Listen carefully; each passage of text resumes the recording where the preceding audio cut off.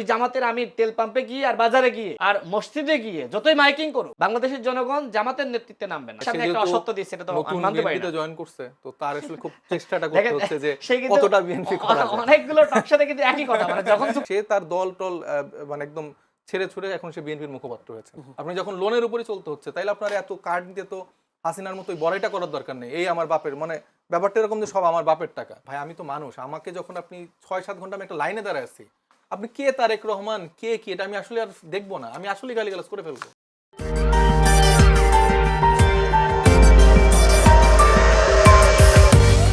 এখন তারা তো অনেক কিছুই বলছে, তারা দিনে এক কথা বলছে, রাতে এক কথা বলছে, এবং তাদের কমিটমেন্টের জায়গাতেও ঠিক নেই। কয়েকদিন আগেই তারেক রহমান সাহেবের উপদেষ্টা, স্ট্র্যাটেজিক বিষয়ক যে উপদেষ্টা আছেন ডাক্তার জাহিদ সাহেব, উনি বলেছিলেন যে দাম মানে পর্যাপ্ত তেলের মজুদ আছে এবং দাম এপ্রিল মাসে তো বাড়বেই না। এবং আমরা গতকালকেই দেখলাম যে মাহাদি আমিন সহ তাদের প্রেস উইংয়ের যারা দায়িত্বশীল যারা আছেন, তারা একটা বিশাল একটা প্রোগ্রাম করলো। বিশাল প্রোগ্রাম বলতে তারা একটা 2 মাস পূর্তি উপলক্ষে প্রোগ্রাম করেছে, সংবাদ সম্মেলন করেছে, এবং 60 দিনে 60টা খুব বড় বড় কাজের তারা ফিরিস্তি দিল। ফিরিস্তি দেওয়ার পরে বলে তারা দাম বাড়ায়নি। তার 4 ঘন্টা পরে আমরা দেখতে পারলাম যে অলরেডি হচ্ছে যে সব কিছুতে 20-25 টাকা করে বেড়ে গেছে। এটা তো সামগ্রিকভাবে আমাদের একটা বড় লস হয়ে গেল। এবং এই দাম বাড়িয়ে যদি তারা সবকিছু নিয়ন্ত্রণ করতে পারতো, এই মানুষের ভোগান্তিগুলো লাঘব করতে পারতো, তাহলে আমি তারপরও মেনে নিতাম, আচ্ছা ঠিক আছে, মানুষের কষ্ট করতে হচ্ছে না। যারা পাঠাও রাইড করে সে মানুষগুলোর সকাল ভোরবেলা যে রাত্রে যে তেল পেতে হচ্ছে না। পারছে না কেন তাহলে? সরকারের অবস্থা না, সরকার হচ্ছে যে সেভাবেই করছে না, কারণ সরকারের এই একটা প্রবলেম দিয়ে তারা এখানে মানি মেকিং, এটা হচ্ছে যে তেল সংকটটা তাদের মানি মেকিং একটা প্রজেক্ট, এই জন্য তারা পারছে না। তারা মানে যখন আপনার মানে চাহিদা কারা জড়িত আসলে স্বাভাবিকভাবে কারা জড়িত থাকে, একটা গভর্নমেন্টের পার্টির, মানে গভর্নমেন্টের যদি সেরকম সাপোর্ট না থাকে, কোনো এসালম গ্রুপ বলি বা বেক্সিমকো গ্রুপগুলি এরা কি গ্রো করতে পারে? আপনার যদি সদিচ্ছা না থাকে, আপনি তো এদেরকে ওই রকম মনস্টার হইতে দিবেন না। মানে একটা ব্যবসায়ী সাধারণভাবে যে গ্রোথটা করার সেটা করতে পারে, কিন্তু আপনি যখন এই বেক্সিমকোর মতো মনস্টার হয়ে যান, তার মানে আপনাকে সেই ক্ষেত্রে সরকার একটা সাপোর্ট লাগে, যেটা বেক্সিমকো বা এরকম কিছু কোম্পানি আওয়ামী লীগের সময় হয়েছে। ঠিক এরকমভাবে এখন আমরা দেখতে পাচ্ছি যে বিএনপিও এরকম করে কিছু প্রতিষ্ঠান তৈরি করছে যারা এরকম মনস্টার হতে যাচ্ছে। আমরা বাইরে তাইলে তেল এরকম করে অ্যাভেলেবেল পাচ্ছি কীভাবে? ডাবল দাম বা ট্রিপল দামে তো বাইরে অ্যাভেলেবেল তেল আছে, তাহলে সেটা কিভাবে যাচ্ছে? এটা তো সরকারের মানে গাফিলতি এবং তাদের অব্যবস্থাপনার জন্য সামগ্রিকভাবে বাংলাদেশ এখন শুধু তেলের দাম বাড়লে মানে তো তেলের দাম বাড়লো না, আমার তো সবকিছুর দাম এখন বাড়বে সবগুলোতে। তো তাহলে এটা তো সামগ্রিকভাবে তাদের ফেলিয়ার। এবং 2 মাস দেখার এই বিষয় না, তারা 2 মাস না, তারা ধরেন যে 5 বছর থাকলেও তাদের খুব বেশি কিছু করার নেই, তাদের ওই দেশ চালানোর ওই ক্যালিবারটাই নেই আসলে। আপনি যখন দেশের এত মানুষের স্যাক্রিফাইসের ফলে যে পরিবর্তনটার জন্য আমাদের এই গণতান্ত্রিক একটা পথযাত্রা আমরা গেলাম, সেটাকে যখন অবজ্ঞা করেন, তাইলে তো আমার মাঠ ছাড়া তো আর ওয়ে নাই। আপনি সংসদে 2 মিনিট 1.5 মিনিট কথা বলে কতক্ষণ আর দেশের মানুষের কথা জানাতে পারবে? আলটিমেটলি তো আমাদের সেই একই জিনিস, মানে জাস্ট আওয়ামী লীগের হাসিনা নাই, আওয়ামী লীগ হয়তো দলটা নামে নাই, আর বাকি সব আগের মতোই তৈরি হয়ে গেছে। তো সেই জায়গায় তো আমাদের কাছে রাজপথ ছাড়া আর কোনো অপশন নাই। এবং এই দাবিগুলা, এই মানুষের ভোগান্তিগুলো দূর করার জন্যই তো আমাদের এই আন্দোলনগুলো ছিল। এখন আমাদের যারা অপোজিশন লিডার আছে, তারা যদি মানুষকে সঠিক তথ্য না দিয়ে গুজব রটিয়ে দেয়, প্রবলেমটা আসলে এখানে। যেমন জামাতের আমির, আপনি না আপনি তো আমাকে ভুল ইনফরমেশন দিচ্ছেন। আমি কিন্তু আমি কিন্তু এখানে একবারও বলিনি দাম বাড়ানোর কথা। ঠিক আছে, আমি একটু শেষ করি। আমি মানুষের ভোগান্তির কথাকে এক্স্যাক্টলি আপনার ভোগান্তির সাথে আমি একমত যে এই ভোগান্তির শিকার শুধুমাত্র বিএনপির লোকজন বা জামাতের লোকজন হচ্ছে না, বা সাধারণ মানুষজন হচ্ছে না, বাংলাদেশে যারা আছে সবাই হচ্ছে। এই ভোগান্তির শিকার তো আপনিও আমিও, তাই না? সুতরাং এটা স্বীকার করতে হবে, হ্যাঁ মানুষ ভোগান্তির শিকার হচ্ছে, কিন্তু এইটা আপনাকে স্বীকার করতে হবে যে পৃথিবীর মোটামুটি প্রায় সব দেশেই দাম বেড়েছে, বরং বাংলাদেশে এবং ভারতে এটা গতকাল পর্যন্ত এটা একটা স্টেবল অবস্থায় ছিল। এখন যখন পৃথিবীর অন্যান্য দেশে বেড়ে যায়, ওই আন্তর্জাতিক চাপটা কিন্তু বাংলাদেশেও আসে। এটা কিন্তু গ্লোবাল ভিলেজ। ওই জামাতের আমির তেল পাম্পে গিয়ে আর বাজারে গিয়ে আর মসজিদে গিয়ে যতই মাইকিং করুক, বাংলাদেশের জনগণ জামাতের নেতৃত্বে নামবে না। হ্যাঁ, বিএনপির বিরুদ্ধে আন্দোলন হইতে পারে, খুব স্বাভাবিক একটি বিষয়। আওয়ামী লীগের বিরুদ্ধে হয়েছে, অন্যান্য সরকার যে আসুক না কেন আন্দোলনটা হয়েছে, তো আন্দোলনের কারণেই তো আজকে আওয়ামী লীগের পতন হয়েছে, তাই না? তো এইটা আমি ভিন্ন একটা বিষয় মনে করি, কিন্তু সাধারণ জনগণ যে সময় নামে সেটা ভিন্ন একটি বিষয়। কিন্তু এই যে জামাত যে দলের ৭১-এর দায় আছে, সেই দল ডাকবে আবার মানুষ নেমে যাবে, এটা তো হয় না। সুতরাং জামাতের আমির তার একটা চক্রান্ত রয়েছে, জামাতের আমিরের চক্রান্ত হলো যেহেতু তাদের পাকিস্তান প্রেম রয়েছে, সুতরাং এই বাংলাদেশ উন্নত হোক, বাংলাদেশ এগিয়ে যাক, বাংলাদেশে একটি গভর্নমেন্ট সফল হোক, এইটা তারা চায় না। তো আপনি যদি এরকম করে একটু খতিয়ে দেখেন, আপনি দেখবেন যে এখানে একটা বড় রকম মানি মেকিং তৈরি করা হচ্ছে, এবং এই সংকটের ফলে বিএনপির আসলে এটা সরকারের লাভ হলে তো আসলে বাংলাদেশের লাভ হবে, আমি সরকারের লাভ বলবো না, এটা বিএনপির লাভ হচ্ছে। বিএনপির উনি তো বললেন যে 17 বছর ধরে অনেক ত্যাগ তিতিক্ষা, ওনার আক্ষেপে আরেকটা, যদিও উনি 17 বছর ধরে ছিলেন না, হয়তো বা কিছুদিন ধরে যুক্ত হয়েছেন, কিন্তু উনি জানেন যে 17 বছর ধরে বিএনপির অনেক ক্ষুধাও রয়েছে, অনেক না পাওয়ার ব্যথাও আছে, যেটা আওয়ামী লীগ হয়তো অনেক টাকা বানিয়েছে, তো তাদেরও ওই রকম করে এই ইস্যু বানাতে হবে। তো এইটা থেকে বের হয়ে আসতে হচ্ছে। এবং দেখেন যে তাদের একজন আমার সহযোদ্ধার মতোই আরেকজন আছেন, মানে উনিও, আমি জানি না বিএনপি রাজনীতির সাথে কখনো ছিলেন কিনা, কখনো, উনি কে? খলিলুর রহমান সাহেব। জি। তো উনি যুক্ত হয়ে বিএনপিতে যুক্ত হওয়ার পরে মানে পররাষ্ট্রনীতিতে যেই মানে বাজেভাবে কাজগুলো করছে, এটা তো আসলে বাংলাদেশকে ভোগাচ্ছে। রাশেদের বিরোধিতাটা কিরকম, মানে সব দোষ সে হচ্ছে যে জামাত এনসিপি এর সব এটা করছে, এটা আমি দায়িত্ব নিয়ে বলছি, সেখানে তাদের বিএনপি কেউ দায়টা যায়নি, কখনো নিতে পারে না, এটা বিএনপি আমার কেউ খুবই যায়নি। দুঃখ লাগে। আপনি সত্য বলেন, সমস্যা আমার নেই। কথা হচ্ছে যে কেন নিতে পারে না বলে মনে হয় আপনার? মানে সে আসলে না, সে আমার তার সামনে একটা বলছে, struggle আছে, আমার মানে সামনে সে একটা যেহেতু অসত্য দিচ্ছে, এটা তো আমি নতুন মানতে পারি বিএনপিতে না। জয়েন করছে, তো তার আসলে খুব চেষ্টাটা করতে দেখেন, হচ্ছে যে সে কিন্তু কতটা বিএনপি করা যায়। অনেকগুলো টকশোতে কিন্তু একই কথা, মানে যখন যুক্তিতে পারবে না তখন না, রাশেদ খান কেন না, না, যুক্তি বিএনপি না তে ভাই, জয়েন আমার করলো? Simple logic. আমি রাশেদের কালকে বা আজকে একটা পোস্ট করছে, এটা নিয়ে আমি প্রতিবাদ জানাচ্ছি। আমি কি না, পোস্ট না, না, করেছি আপনি বলেন তো? যেটা বলছেন আমি যে বলেছি যে শুনে আপনি একটা post আছে। আমি এটা একটু বলতে চাই বলেন, যে বলেন। আপনি যে তেল পাম্পের ওইখানে একজন ব্যক্তি গালিগালাজ করেছে, গালিগালাজ ব্যাপকভাবে। করছে, প্রধানমন্ত্রীকে নিয়ে অনেক সমালোচনা গালিগালাজ করছে, করেছে। আপনি সাথে সাথে বলছেন যে একে যেখানে পান এখনই গ্রেফতার করেন, গ্রেফতার করে আইনের আওতায় আনেন। কিন্তু রাশেদ, আমি আপনাকে মনে করে দিতে চাই, আমি জি, আপনাকে মনে করাই দিতে বলেন, চাই, বলেন। সেটা হচ্ছে যে 18 সাল থেকে শুরু করে আপনার কিন্তু দীর্ঘ স্যাক্রিফাইসের লাইফ, এবং আপনি এরকম অনেক লাইফ করছেন যে আমাকে বাঁচান, আমাকে এখান থেকে উদ্ধার করেন।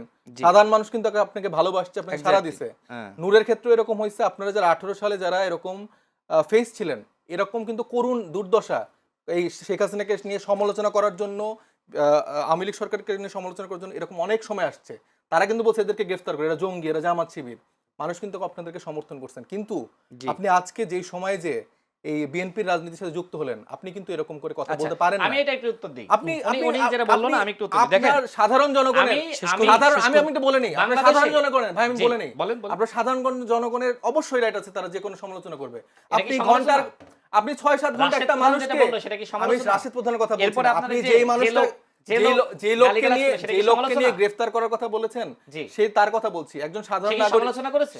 সাধারণ নাগরিক ভাই যে কিছু কি বলতে বলছে? পারে, সাধারণ তাই? নাগরিক এখন আপনাকে গালিও তাই? দিতে পারে, তাই? আমাকে গালি দিতে পারে। এখন কি আমি তাকে যে মারবো? একজন সাধারণ তাকে যে কি নাগরিক- আমি এখন ওই যে রাত্রেবেলা তুলে নিয়ে যে তাকে আমি সাহেব, ফাঁসির আসামি বানাই এই ফেলবো? টকশোর পরে গেস্ট রুমে বসে আপনি আমার সাথে অনেক পার্সোনাল আলাপ করতে পারেন, তাই না? এছাড়া আপনি আমাকে বন্ধু হিসেবে একটা গালি দিতে পারেন, আমি আপনাকে দিতে পারি, কিন্তু এই টকশোতে কি আমি আপনাকে গালি দিতে পারি? ডেফিনেটলি পারে ঠিক না। একইভাবে কিন্তু- একজন সাধারণ মানুষ, কিন্তু আপনি শোনেন সাধারণ একটু শেষ করে, আপনি জনগণকে তো বললেন, আপনাকে এইভাবে, শুনলাম তো। কারণ আপনি 18 সাল থেকে মানুষের, আপনার কথা তো আমি শুনেছি না, এবার আমি একটু বলি, শোনেন, বাক স্বাধীনতা তো আমি বলবো, আপনার কথাই বলবো আমি। তাদের ফ্রিডম অফ স্পিচের জন্য কিন্তু আমরা লড়াই করছি। অবশ্যই, অবশ্যই। কিন্তু আপনার মতো এরকম ইয়াং ইউথ লিডার যখন আমার হচ্ছে কথাটা যে, আমি বললে আপনি বুঝবেন। না, ইউথ শোনেন, লিডার যখন এইভাবে বলেন যে একে তুলে নিয়ে যান, একে যেখানে পাবেন গ্রেফতার আমার করেন, কথাটা শোনেন। এটা তো প্রবলেম। আমার- তার আন্দোলন বা তার রাজনীতি যদি সফল হতো, তাহলে সে গণ অধিকারকে একদম নাই করে দেশে এখন বিএনপির মুখপাত্র কেন হলো, তাই না? রাশেদ যদি আসলে ওই তার 18 সালের রাজনীতি বা আন্দোলনটা যদি সাকসেসফুল হতো, ক্লিক করতো, তাহলে তো আজকে গণ অধিকার পরিষদ বাংলাদেশ সরকার গঠন করতো বা প্রধান একটা জায়গায় থাকতো। তো তাদের তো কোথাও কোনো অবস্থান নেই, সে তার দল টল মানে একদম ছেড়ে ছুড়ে এখন সে বিএনপির মুখপাত্র হয়েছেন। তো এইসব বাস্তবতা আমাদের মেনে নিতে হবে, মেনে নিয়ে সামনের দিনে রাজনীতি করতে হবে, এবং আমার প্রিভিয়াস হিস্ট্রিটা আমার মনে রাখতে হবে। এই কথাগুলো বলার উদ্দেশ্য এটাই যে না, আমি এটাকে উৎসাহিত করছি না যে আপনি সারাদিন গালিগালাজ করবেন, মানুষকে এরকম করবেন। আপনি ওনার পোস্টের কথাটা বললেন, উনি কিন্তু এখানে উস্কানিমূলকই একটা পোস্ট করেছেন যে এই যে রাশেদ প্রধান এখন যদি ছাত্র দল বা এরা যদি কিছু করে তাহলে কি হবে। আপনার দায়িত্বশীল যখন লিডার এরকম করে পোস্ট করে, তখন কিন্তু তৃণমূলের নেতাকর্মী বা আপনি যাদেরকে বলছেন চেহারা চেনা যাচ্ছে না, এরকম চেহারা চেনা না যাওয়ার, আমি আর একটা গল্প শোনাই। আমি তো শাহজাদপুরে ইলেকশন করেছি, তো সেখানে কাপড়ের হাট রিলেটেড ডেইলি এরকম চাঁদাবাজি হয়। এখানে একটা কিশোর গ্যাং ওনারা বানিয়েছেন, এটা কিন্তু বিএনপির কোনো সংগঠনে বা কোনো নেতাকর্মী না, কিন্তু তাদের দ্বারা মোবিলাইজড কর্মী বাহিনী, তাদের ইশারায় ওরা চলে। ওরা কিন্তু এখানে যাই হচ্ছে যে চাঁদাবাজি হচ্ছে যে করছে, এবং কোপানো একজনকে কুপিয়ে সে এখন মানে চিকিৎসারত অবস্থায় আছে। আবার কালকে গতকালকে সাদতপুর প্রেস ক্লাবের যে সভাপতি তার বাসায় যে হচ্ছে যে ওখানে বিএনপির চিহ্নিত নেতাকর্মীরা যায় হামলা করেছে, এবং আপনি গত 28 দিনে এই ফেসবুকে সমালোচনা করা, এই যে পরশুদিন হচ্ছে যে একটা কার্টুন শেয়ার করার জন্য এই ওনার নাম হচ্ছে হাসানি নাম হাসান নাসিম, হাসান নাসিম। হাসান নাসিম, এই ভাইকে হচ্ছে গ্রেফতার করে ফেলা হয়েছে। কি হয়েছে, ওই যে আমাদের সরকার দলীয় যে চিফ হুইপ ছিলেন উনি বলেছিলেন ওই যে হাঙরের মাংস সবাইকে সার্ভ করবে, মানে ওই দুপুরে লাঞ্চের ব্যাপারে বলেছিল যে সংসদে অধিবেশন, সেটা নিয়ে একটা ফটো কার্ড বা একটা কার্টুন করেছিল, সেটা শেয়ার করেছে, সেটার দায় হচ্ছে তাকে গ্রেফতার করে ফেলা হয়েছে।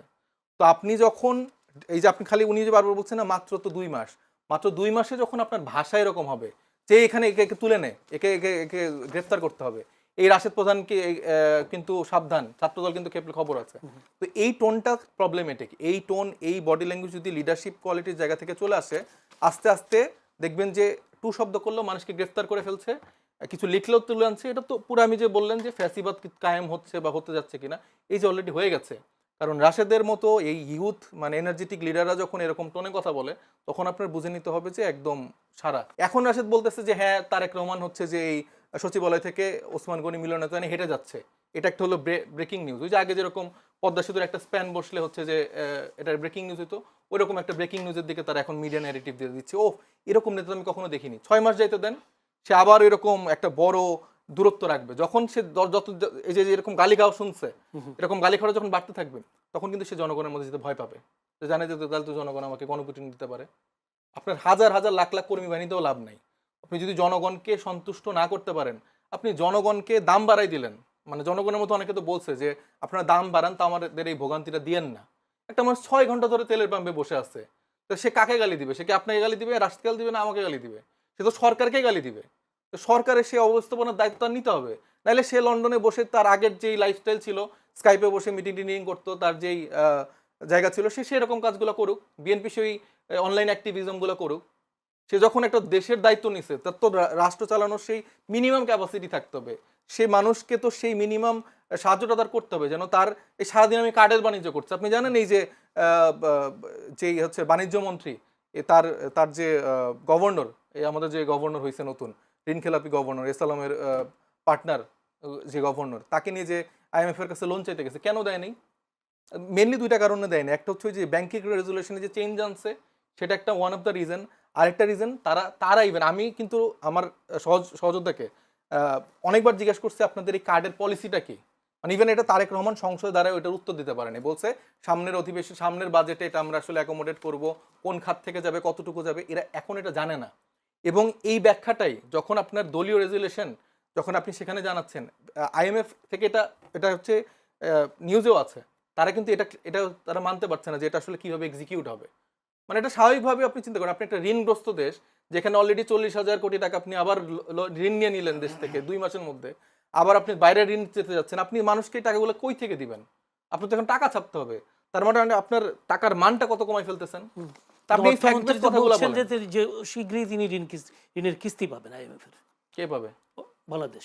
এটা তো বলার জন্য বলছে, তাহলে তো এত 14 জন নিয়ে যে গেল তাহলে তো এখনই পাইতো। সে তো মানে একটা আলোচনা ফলপ্রসূ হয়েছে এটাও বলছেন। IMF এর লোনের, তাইলে তো এটা তো বাংলাদেশের মানুষকে বলার জন্য বলছে। আপনি ওদের ওয়েবসাইটে যান বা আরো নিউজগুলোতে যান, কেন দেয় নাই, কি রিজনগুলো বলছে, কার্ড রিলেটেড কি ইস্যুগুলো আছে। উনি তো বলেন যে এখন গুগল করা খুব ইজি, এগুলো গুগল করে আমাদের সাধারণ দর্শকরাই দেখুক IMF থেকে কেন লোন পায়নি।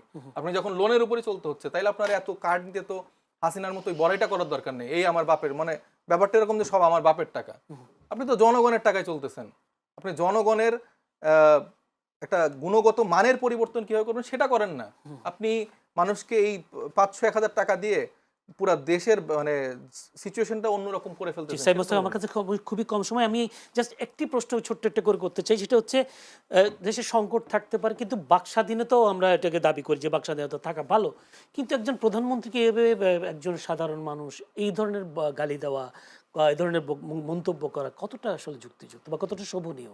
আমাদের জনগণের বাক স্বাধীনতা মানে কি? শেখ হাসিনাকে শেষ দিকে মানুষ কি গালি দিছে এগুলোকে আমি আর আপনি এখানে আলোচনা করতে পারবো? প্রশ্ন আসলে কেন দিছে বলেন তো?